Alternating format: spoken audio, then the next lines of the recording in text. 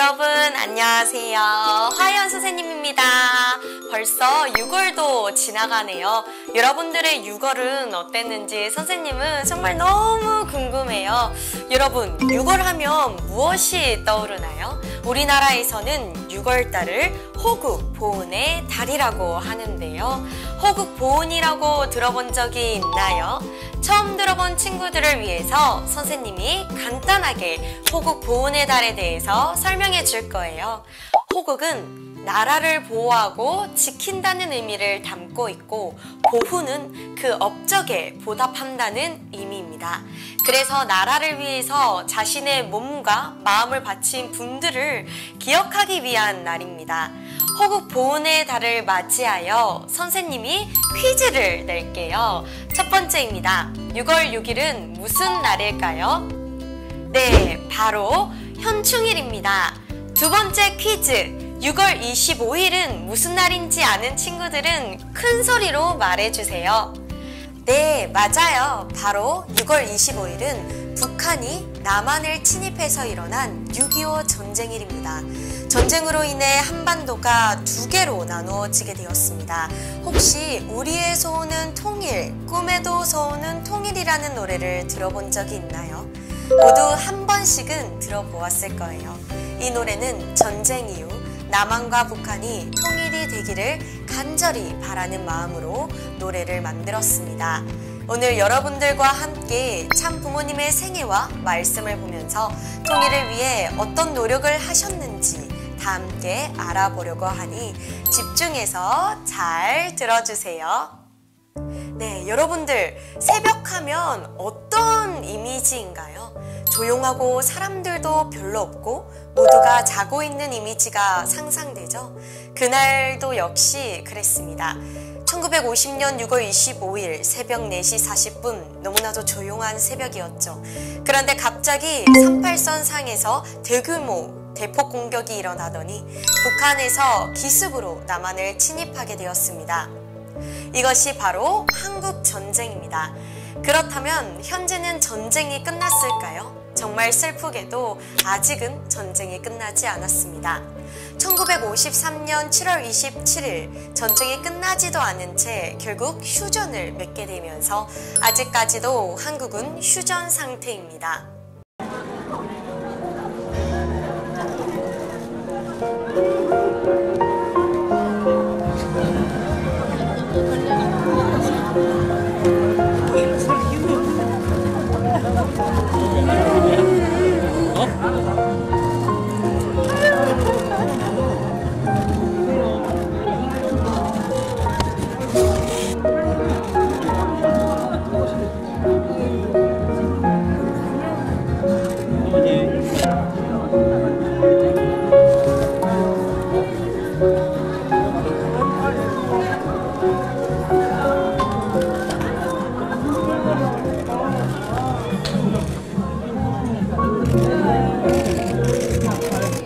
여러분, 이 영상이 무슨 영상인지 아시나요? 한국전쟁 후 사람들은 피난을 다니느라 가족들이 흩어지게 되었습니다. 북한에 있는 사람들은 남한으로, 또는 남한에 있는 사람들은 북한으로, 그렇게 가족들과 인사도 하지 못한 채 떨어지게 되었어요. 우리의 조상들은 그런 슬픔을 갖고 있습니다. 하지만 슬픔을 슬픔으로 바라보지 않고 참 부모님께서는 이러한 슬픔을 해결하기 위해 엄청난 노력을 해왔습니다. 참 부모님께서는 한반도의 평화를 지키기 위해 1991년이 다 가기 전에 꼭 북한의 김일성 주석을 만나야 한다고 급히 말씀을 하셨습니다. 그때 당시에는 소련이 붕괴되기 전의 상황이었었기 때문에 전 세계 공산국가도 다 같이 무너질 수 있었던 상황에 놓여져 있었습니다. 그래서 궁지에 몰린 북한이 어떤 도발을 할지 모르는 전쟁에 당면한 위급한 상황에 처해 있었습니다. 이때 참 부모님께서는 김일성 주석으로부터 북한으로 초청하겠다는 편지를 받게 됩니다.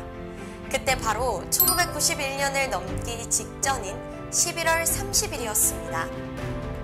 참 부모님께서는 김일성 주석을 만나기 전 평양의 만수대 국회의사당에서 피는 물보다 진하다 하는 주제로 2시간에 걸친 강연을 하십니다.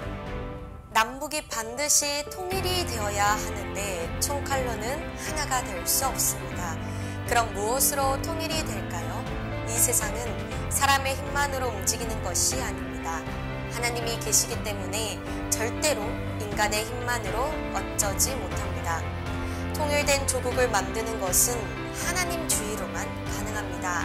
라고 하시며 의사당 테이블을 주먹으로 내리치며 강하게 말씀을 전하셨던 참 부모님의 모습, 여러분들은 상상이 가나요? 그때 당시 참 부모님의 연설을 들었던 북한 측의 위원장과 부총리의 얼굴이 무섭게 굳어져 있었다고 해요. 참 부모님께서는 그것에 연연하지 않으시고 이 뜻을 김일성 위원장에게 전달해야 한다는 하나의 목적으로 당당하게 소리치셨습니다. 참 부모님께서는 평양에 가는 그 길이 쉬운 길이 아니었습니다.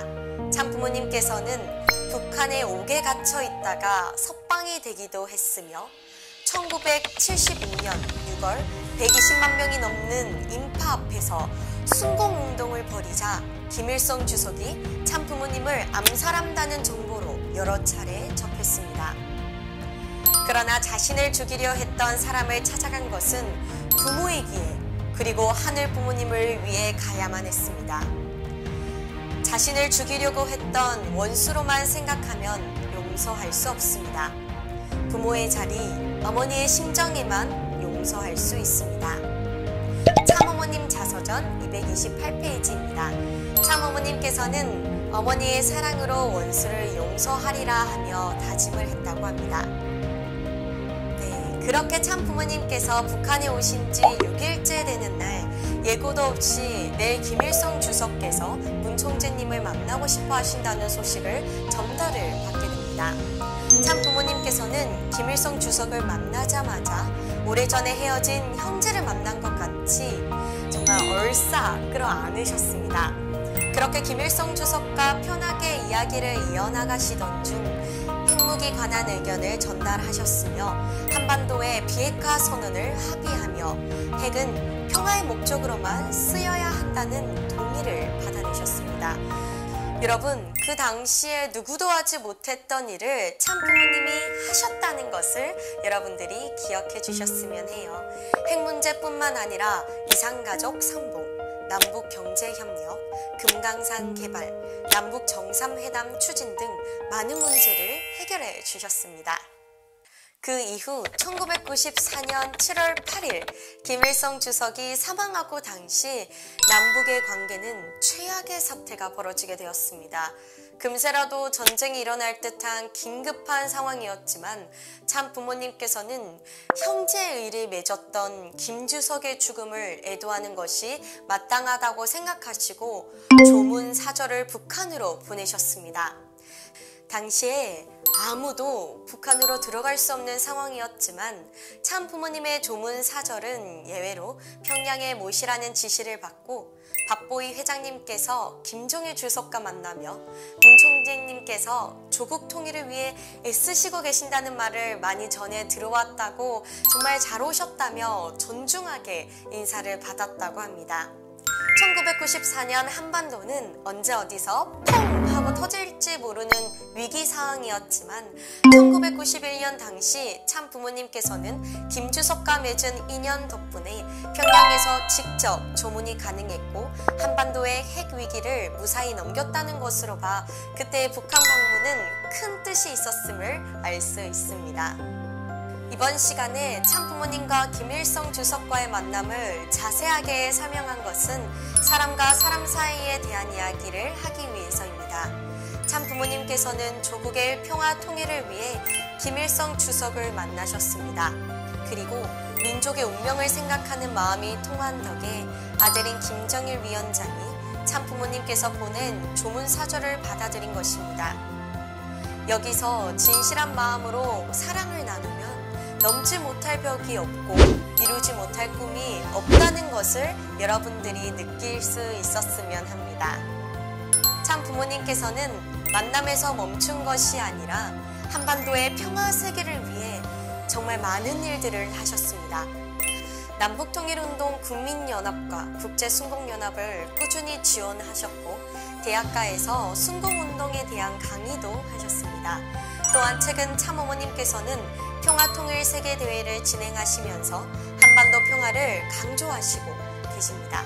반기문 전 유엔 사무총장께서는 항구적인 세계 평화와 한반도의 평화 통일의 지지를 위해 세계 각계각층의 지도자들과 연대하여 평화세계 실현 방안을 모색하는 지속가능한 운동을 해오셨습니다.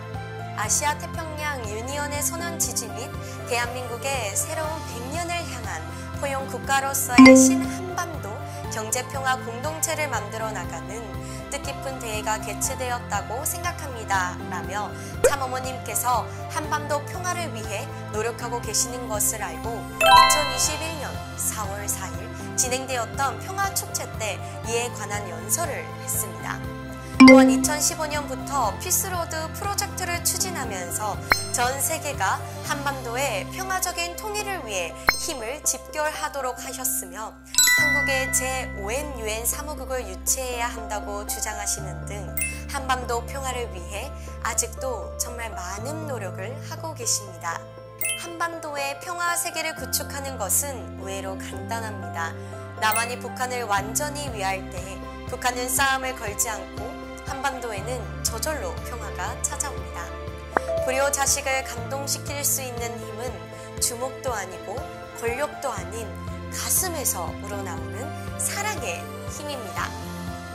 북한에 쌀을 주고 비료 주는 것보다 사랑을 주는 것이 더 중요합니다. 참 부모님께서는 북한을 내 고향, 내 형제의 집으로 여기고 찾아가셨습니다. 무엇을 얻기 위해서가 아니라 사랑의 마음을 주려고 간 것입니다. 그리고 그 사랑의 힘이 김일성 주석을 넘어 김정일 위원장에게도 통했습니다. 그날 이후 지금까지 북한 사이에는 특별한 관계가 지속되어 남북 관계가 어려워질 때마다 힘을 다해 물꼬를 트는 역할을 맡아 하고 있습니다. 모든 것은 김일성 주석과 만나 진실한 마음을 통하면서 신뢰를 쌓은 것이 그 뿌리입니다. 사랑하는 마음으로 진정을 다해 상대를 생각하고 위할 때만 상대도 마음을 연다는 사실을 여러분이 잊지 않고 마음을 잘 간직해 주었으면 좋겠어요. 1950년 6월 25일 남한과 북한이 갈라졌지만 다시 하나로 만들기 위해 노력해 오신 참 부모님의 생애를 여러분들이 이번 기회를 통해 알게 되었을 것이라 생각합니다. 남한 사람은 남한보다 더 북한을 사랑하고 북한 사람이 북한 사람보다 더 남한 사람을 사랑하면 오늘이라도 한반도는 통일이 됩니다. 라고 하신 참 부모님의 말씀을 통해 통일이란 자신보다 상대를 더 사랑하는 데에서 올 수 있다는 것을 알 수 있겠죠. 참 부모님께서는 남북 통일뿐만 아니라 인종, 문화, 종교, 국가를 초월하여 인류를 하나로 묶고 전쟁과 갈등이 없는 창조 이상 세계, 즉 지상 천선천국을 창건하여 세계 평화를 위해 전 인류가 하나님 아래 인류 한 가족이 되는 길이다 라고 말씀하신 참 부모님의 뜻을 자세히 헤아려 봅시다. 모든 사람들은 하나님의 다 똑같은 자녀이며 나의 형제 자매라는 사실을 이번 기회를 통해 알게 되면서 주변 사람들에게 참 사랑을 실천하는 여러분들이 되었으면 좋겠습니다. 마지막으로 오늘의 실천 과제입니다. 아름다운 목소리를 가진 리틀 엔젤스가 북한에 방문해 공연을 했다고 하는데요. 부모님과 같이 영상을 시청하면서 형제 자매의 사랑을 느껴봅시다. 구독과 좋아요, 알림 설정 해주시고 이번 이야기가 어땠는지 댓글로 많이 달아주세요. 그럼 다음 시간에 또 만나요. 안녕.